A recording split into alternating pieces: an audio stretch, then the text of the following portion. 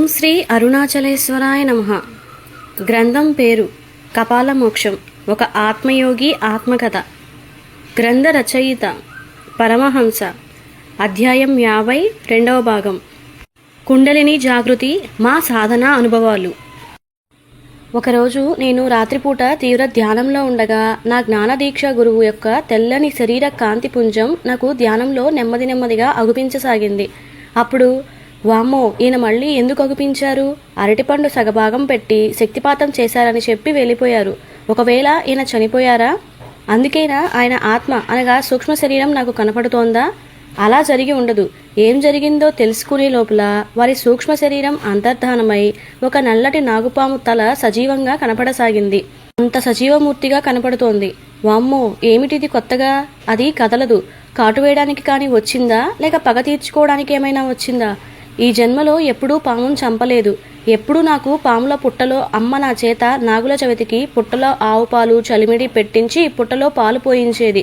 మరి ఈ పాముల గోలేమిటి? ఒకవేళ గత జన్మలో ఏమైనా పామును చంపినానా?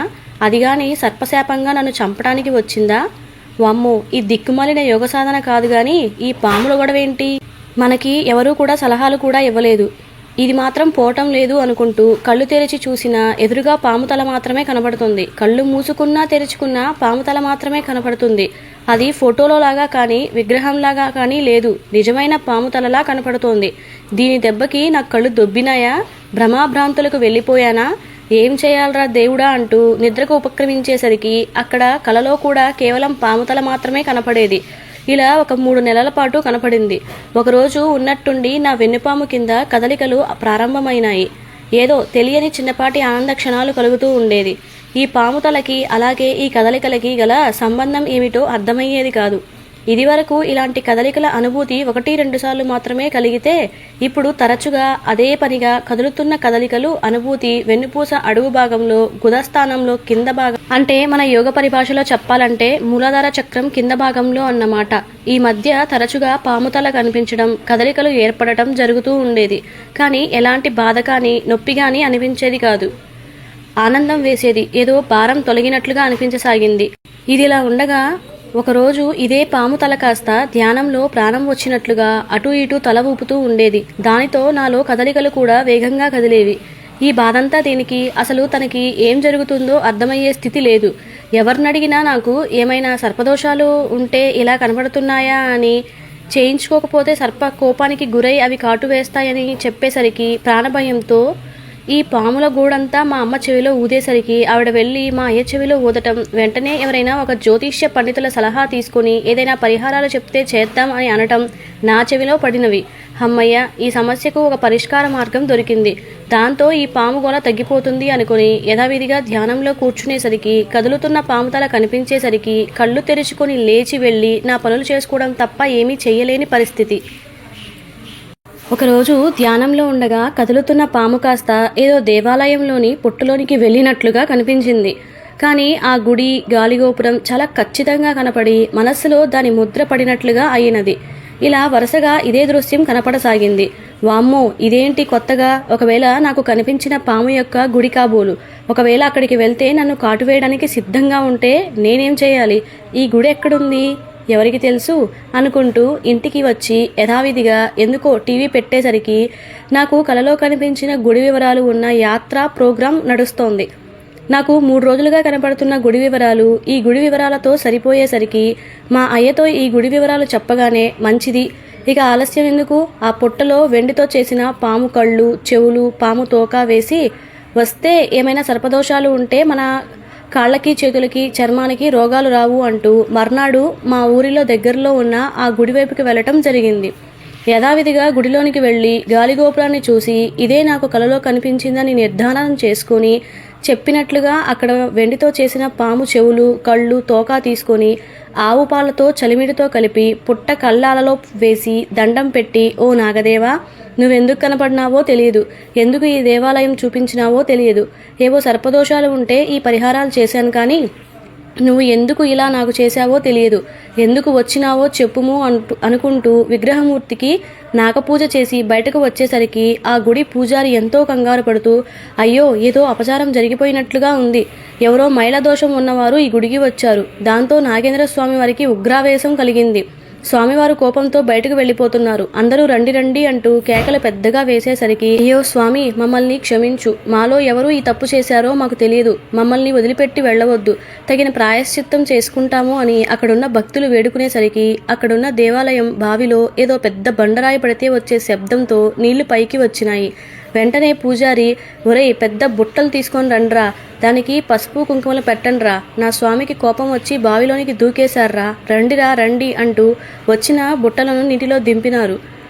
దింపేటప్పుడు అవి చాలా తేలిగ్గా ఉన్నాయి. ఎవరో కిందకి లాగివేసినట్లుగా ఏమీ లేని ఖాళీ బుట్టలు నీటిలో మునిగిపోవడం, సుమారు 80 మంది భక్తులతో కలిసి ఎంతో అతి బరువుగా మారిన ఈ ఖాళీ బుట్టలను పైకి చాలా బలంగా లాగుతూ ఉండేసరికి అసలు అక్కడ ఏం జరుగుతుందో నాకు అర్థం కాలేదు.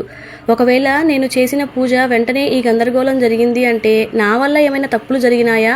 వామ్మో, కొత్తగా ఇదేం సమస్య, ఉన్న సమస్యలు చాలవన్నట్లుగా ఇలా విచిత్ర సంఘటనను జరగటం ఏంటి అనుకుంటూ ఉండగా ఈ ఖాళీ బుట్టలు ముందుగా పుట్ట ఉన్న గుడిలోనికి తీసుకువెళ్ళి పూజలు చేసి కొద్దిసేపటి తర్వాత నాగేంద్రస్వామి విగ్రహమూర్తికి ఉన్న మరో పుట్టలాంటి గుడిలోనికి తీసుకుని వెళ్ళటం నా ఊరకంట చూశాను. అప్పుడు నా విచిత్రమైన భావాలు చూసి మా అయ్య, ఏం లేదురా, ఈ గుడిలో బంగారు వన్నెతో మెరిసిపోయే దైవిక జాతి నాగుపాము సజీవంగా ఉంటుంది.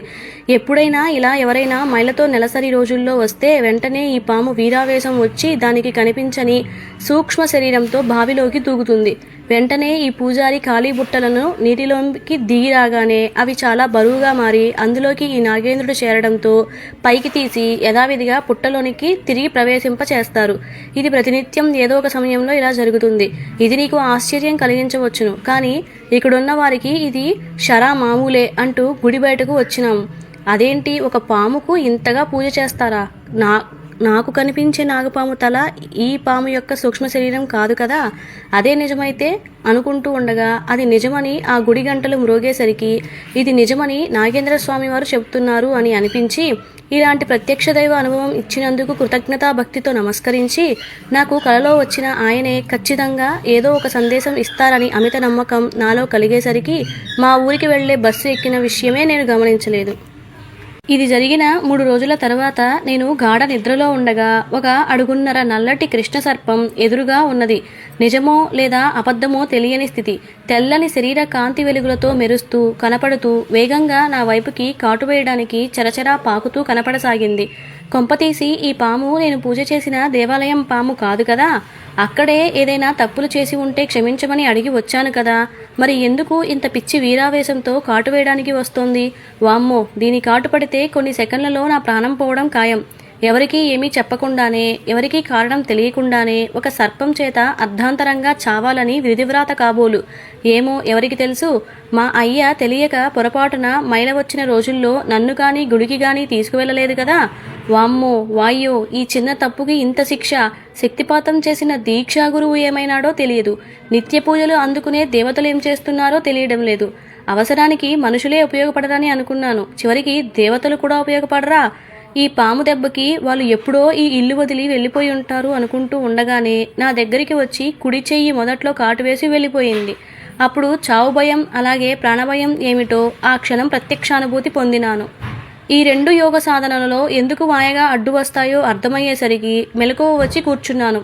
అది నిజం లాంటి కళ అని నాకు తెలిసేసరికి వామ్మో, నిజంగానే పాము కాటు వేసిందేమోనని భయపడి చచ్చాను. భయంతో నిజంగానే చచ్చిపోయేవాడిని అనుకుంటూ నిద్రపోదామని అనుకున్నా కానీ నిద్ర పట్టలేదు. దాంతో ఏం చేయలేక నాకు కలిగిన ఈ విచిత్ర సాధన అనుభవాలు శ్రీశైల క్షేత్రంలో ఉన్న యోగమిత్రుడైన జిజ్ఞాసికి టెలిపతి ద్వారా ఈ వివరాలన్నీ మననం చేస్తూ వాడికి చేరవేయసాగాను. ఒక అరగంట తరువాత వాడి నుంచి సూచనలు రావటం ప్రారంభమయ్యాయి. భయ్యా, నీకు వచ్చిన అనుభవాల లాంటివే నాకు కొంతకాలంగా జరుగుతూ ఉన్నాయి. అవి ఎందుకు దేనికోసం జరుగుతున్నాయో నాకు అర్థం కావడం లేదు. నా అనుభవాలు నీకు వివరిస్తాను అంటూ, భయ్యా, నేను చెంబు అలాగే కుటుంబ సభ్యుల గురించి తీవ్రంగా ఆలోచించి నెమ్మదిగా వారిని మర్చిపోవడం జరిగింది.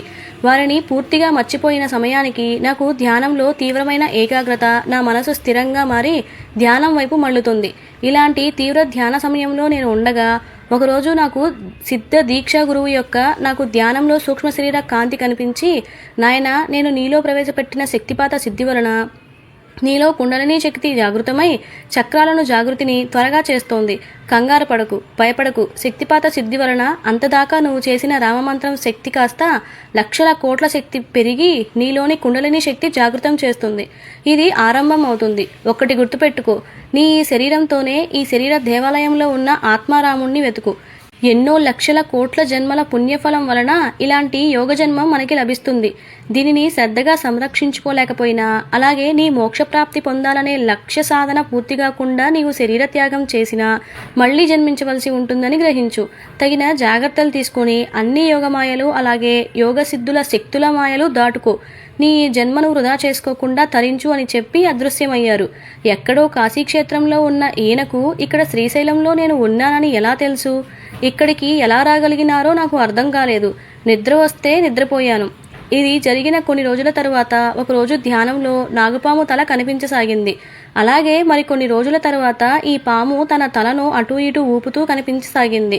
ఇది ఎందుకు అని విచారించగా కుండలిని శక్తికి నాగుపాము సంకేతమని, కుండలిని శక్తి జాగృతి సమయంలో ఇలా దేవతా నాగుపాము దృశ్యాలు కనపడతాయి అని ఎక్కడో యోగశాస్త్రాలలో చదివిన విషయాలు లీలగా గుర్తుకు వచ్చేసరికి నాకు తెలియని ఆనందం కలగసాగింది. ఇది జరిగిన వారం 10 రోజుల తరువాత అనుకుంటా. తినటానికి ఏమీ దొరక్కపోతే ఆకలి బాధను తట్టుకోలేక కోనేరులో నీళ్లు కడుపు నిండా తాగి వచ్చి ధ్యానం చేసుకుంటూ ఉండగా 3.5 అడుగుల పొడవు ఉన్న తెల్లని శరీర కాంతి వెలుగులతో శ్వేత సర్పం నాకు ధ్యానంలో కనిపించి నన్ను కాటు వేయడానికి వేగంగా నా వైపు వస్తుంటే, స్వామి, నాకున్న బాధను తీర్చడానికి, నీకున్న ఆకలిని తీర్చుకోవడానికి, నన్ను ఆహారంగా మార్చుకోవడానికి వస్తున్నావా స్వామి? ధన్యుడను. ఇలాంటి వారి ఆకలి తీర్చడం కోసం నా శరీరం ఉపయోగపడుతుంది అంటే నేను మనస్ఫూర్తిగా నా ప్రాణాలు ఇస్తాను. స్వామి, నాకు ఎలాంటి చావు భయం కానీ, ప్రాణభయం కానీ, మరణ భయం కానీ లేవు. నా అంతటా నేనే మీకు సమర్పించుకుంటున్నాను కాబట్టి మీకు ఎలాంటి దోషం అంటదు. నన్ను స్వీకరించి నా కోసం నా ఆకలి తీరకపోయినా మీ ఆకలి తీర్చుకో అని అనుకుంటూ ఉన్న సమయంలో అది దగ్గరికి వచ్చి చటుక్కున కుడి చేతి నా చిటికెల వేలు మీద కాటు వేసి పోయింది. నేను ఆనందంగా కళ్ళు మూసుకున్నాను. తెల్లవారేసరికి ఎవరో నన్ను తట్టి లేపుతున్నారని అనిపించి కళ్ళు తెరిచి చూడగా ఎదురుగా ఒక భక్తుడు కనిపించి, మీరు చూస్తే చాలా ఆకలిగా ఉన్నట్టుగా ఉన్నారు. అమ్మవారి పులిహోర ప్రసాదం నా దగ్గర మిగిలిపోయింది. ఏమీ అనుకోకపోతే మీరు తీసుకుంటారా? దానిని చూస్తూ వదిలిపెట్టి వెళ్ళలేకపోతున్నాను అంటూ వారు మాట్లాడకుండా నా చేతిలో అమ్మ ప్రసాదం పెట్టి వెళ్ళిపోయాడు. అప్పుడు నాకు వెంటనే, అమ్మ, ఏమీ లేలా, నేను నువ్వు పెట్టిన ఆకలి పరీక్షలో విజయం పొందినాను కదా, నిద్ర ఏమీ పట్టలేదు, బాగా ఆకలి ఇచ్చావు. ఈరోజు నాకు ఏమి ఆకలి అనేది లేకుండా చేసి ఆహారం ఇస్తున్నావు కదా, ఏమి నీ లీల తల్లి, నువ్వు నిజంగానే కన్న తల్లివి. నా ఆకలి తీర్చడానికి నువ్వు ఇంతగా కష్టపడి వచ్చినందుకు చాలా కృతజ్ఞతలు. నా కోసం నువ్వు నీ కొండ దిగి వచ్చేటట్లుగా చేసినందుకు నన్ను క్షమించు తల్లి. ఆకలి మాయ ఎంతటి మాయా శరీరానికి కారణమవుతుంది కదా. శరీరం ఉన్నంత వరకు దైవానికి కూడా ఆకలి బాధలు తప్పవు కదా. అలాంటి ఆకలి బాధ నీకు తెలుసు కాబట్టి నా ఆకలి తీరుస్తున్నావు అనుకుంటూ ముఖం చేతులు కడుక్కోవడానికి దగ్గరలో ఉన్న కోనేరు వైపు వెళ్ళినాను. అక్కడ ముఖ ప్రక్షాళనం చేసుకొని నీరు తాగుతున్న సమయంలో ఎన్నడూ లేనిది ఆ కోనేరు ఒడ్డున ఉన్న చిన్న పొదల వంటి చెట్ల మధ్యలో చాలా అరుదుగా కనిపించే తెల్లటి శ్వేతనాగు కుబుసం విడుస్తూ కనిపించింది. దానిమీద కృష్ణపాదాలు కనిపించాయి. దాంతో నాలో తెలియని ఆనందం వేసింది. ఎందుకంటే నా సిద్ధగురువు చెప్పినట్లుగా నాలో పాము కాటు లాంటి నిజం లాంటి కలలో నాలో ఉన్న కుండలిని శక్తి జాగృతం చేయడం జరిగింది. అది నిజమని తన రూపం సాదృశ్యంగా నాకు అగుపించింది. నేను ఎన్నో నెలల నుంచి ఈ ప్రాంతంలో ఉన్నా కూడా నాకెప్పుడూ ఈ పాము కనిపించలేదు. అప్పుడప్పుడు తరచుగా నీటి పాములు, బురద పాములు మాత్రమే కనిపించేవి. చాలా చాలా అరుదుగా కనిపించే శ్వేతనాగుపాము కనిపించేసరికి సాక్షాత్తు విష్ణుమూర్తి దగ్గర ఉండే ఆదినాగశేషువు ఈ రూపంలో వచ్చినాడన్నమాట. నన్ను కాటువేసి నాలో కుండలిని శక్తి జాగృతం చేసినారన్నమాట. కుండలిని శక్తి జాగృతి ఆరంభమైంది. ఇక మీదట నాలో 12 చక్రాలు కూడా జాగృతి ప్రారంభం అవుతుందని నా విశ్లేషణ బుద్ధికి తోచింది. మీకు కూడా ఇలాంటి అనుభవాలే కలిగి ఉన్నాయి కాబట్టి మీలో కూడా శక్తి జాగృతి అయిందని శుభసూచన అన్నమాట. నాకు ఈ కోనేరులో శ్వేతనాగు కనపడితే అదే మీకు గుడిలో కనపడింది. నాకు కుడి చేతి చిటికెన వేల మీద కాటు వేస్తే మీకు కుడి చేయి మధ్య వేలు మీద కాటు వేసింది. కాబట్టి మన ఇద్దరిలోని కుండలిని శక్తి జాగృతి అయ్యింది. కంగారు పడకు. ఇది సాధన ఆరంభానికి శుభసూచన అని మా సిద్ధగురువు మాకు సూచన సూచించారు.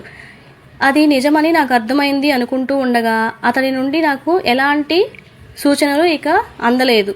ఇంతలో తెల్లవారు అయినట్లుగా అనిపించినట్లుగా సూచనగా గడియారం అలారం మోగింది. కానీ విచిత్రంగా నిద్ర లేవలేకపోతున్నాను.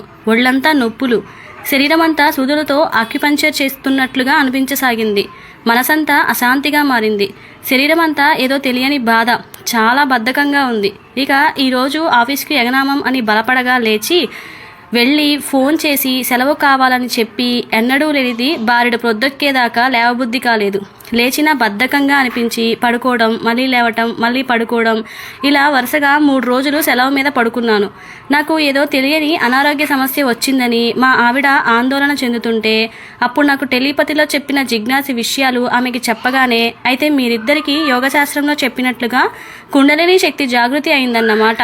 అంటే ఒక రకంగా మీరిద్దరికీ యోగ జీవితానికి నాంది ఆరంభమైంది, యోగ ప్రస్థానం మొదలైందన్నమాట. అయితే నేను కంగారు పడను, మీరు కూడా కంగారు పడవద్దు అంటూ నాకు ఎప్పుడు ఇలాంటి పాము వచ్చి నన్ను ఎప్పుడు కాటు వేస్తుందో, తద్వారా నాకు కుండలిని శక్తి జాగృతి ఎప్పుడవుతుందో అనుకుంటూ అంతా బాబావారి దయ అనుకుంటూ వంట చేయడానికి వంటింట్లోకి వెళ్ళిపోయింది. ఇంతలో నాకు చిన్న ధర్మ సందేహం వచ్చింది. మన జిజ్ఞాసికి తన సిద్ధగురువు కనపడి కుండలిని శక్తి జాగృతి అవుతుందని వాడికి చెప్పగానే వాడు అర్థం చేసుకుని జరిగిన సాధనా అనుభవాలు బేరీజు వేసుకుని ఒక అంచనాకి వచ్చినాడు. మరి నాకేమో జ్ఞానదీక్షా గురువు వచ్చి ఇలాంటి సందేశం ఏమీ ఇవ్వలేదు. అంటే నాకు కుండలిని శక్తి జాగృతి అయ్యిందా లేదా ఎలా తెలుస్తుంది? ఎందుకంటే అనుభూతులు అనేది అందరికీ ఒక్కటే ఉండవచ్చును, కానీ అనుభవాలు ఒక్కటే అవ్వాలని లేదు. నా అనుభవాలు సరిగ్గా జిజ్ఞాసతో పోలి ఉన్నాయి అని అనుకుని లేదు వాడికి వచ్చినట్లుగా నాకు ఏదైనా అది ఈ అనుభవాలు కుండలిని శక్తి జాగృతివే అని నమ్మకం వచ్చే సంఘటనలు జరిగేదాకా నేను ఈ విషయాన్ని నమ్మటానికి వీలు లేదని అనుకుని యథావిధిగా నా ధ్యాన ప్రక్రియను కొనసాగిస్తున్నాను. ఇలా 2 వారాలు గడిచిన తరువాత నాకు స్వయంభూ కుమారస్వామి క్షేత్రమైన పళని నుండి 1 అంగుళం పరిమాణం ఉన్న కుమార మంగళస్వామి విగ్రహం అక్కడి నుండి నా కోసం కొని నాకు తెచ్చి ఇచ్చినారు. నాకు అప్పుడు 50% మాత్రమే నమ్మకం వచ్చింది. మరి ఇలాంటి అనుభవాలు ఈపాటికే సిద్ధి పొందిన మహాయోగులు వారి జీవితంలో ఇది నిజమైతే జరిగి ఉండాలి కదా అనుకుని ఈ సత్యం నిరూపించే సంఘటన కోసం ఎదురుచూస్తూ నా ధ్యాన ప్రక్రియను కొనసాగిస్తూ ఉండగా 1 వారం రోజుల తరువాత మహారాష్ట్రలోని గణేష్పురి ప్రాంతవాసి అయిన సద్గురువు నిత్యానంద బాబా గారి జీవిత చరిత్ర గ్రంథం మా అన్నయ్య గారు నా చేతిలో పెట్టారు. ఇది ఎందుకు వచ్చిందని గ్రంథ ప్రశ్న వేసినాను. అంటే మన మనస్సులో ఒక ప్రశ్న అనుకుని కళ్ళు మూసుకుని పుస్తకంలో ఒక పేజీ తెరిచి కుడివైపున పేజీలో ఉన్న విషయం చదివితే మనం అనుకున్న ప్రశ్నకి సమాధానం వస్తుంది. ఇది 80% సరిగ్గా సరిపోతుందని ఇలా ఎన్నో రకాల స్వానుభవాల ద్వారా తెలుసుకున్నాను. ఇలాంటి సమయాల్లో నేను ఎక్కువగా భగవద్గీత గ్రంథమును దగ్గర పెట్టుకుని ప్రశ్న అడిగి కళ్ళు మూసుకుని ఒక పేజీ తెరిచి కుడివైపు ఉన్న శ్లోకమును చదువుకొని దానిని నాకు ఎలా అన్వయం చేసుకోవాలో అర్థం చేసుకునేవాడిని. ఇప్పుడు కూడా ఈ యోగి గురించి పుస్తకంలో నాకు కలిగిన పాము తల, పాము కాటు ధ్యాన అనుభవాలు దేనికి సంకేతం అని ప్రశ్నించగా ఆయన తన ప్రారంభ సాధనలో కృష్ణ పాదాలున్న నల్లటి కృష్ణ సర్పం కనపడిందని, ఆ తర్వాత తన కుడి చేతి మధ్య వేలు మీద కాటు వేసినట్లుగా ధ్యాన అనుభవం కలిగిందని, ఒక చిన్న శ్వేతనాగు దర్శనం, దాని తర్వాత కుండలిని శక్తి జాగృతి అయినట్లుగా వారి సిద్ధగురువు ధృవీకరించినారని ఆ పేజీ సారాంశం. దీనిని చదవగానే నా మనస్సు గాలిలో తేలిపోయింది అనిపించసాగింది. వంటింట్లో నుంచి భోజనానికి రండి అని పిలుపు వచ్చేసరికి నేను వెళ్ళినాను. మరి మీరు కూడా వంట చేసుకోవడానికి లేదా భోజనం చేయడానికి వెళ్ళండి. భోజన కార్యక్రమాలు పూర్తయిన తర్వాత అందరూ కలిసి ముందుకు ప్రయాణం చేద్దాం.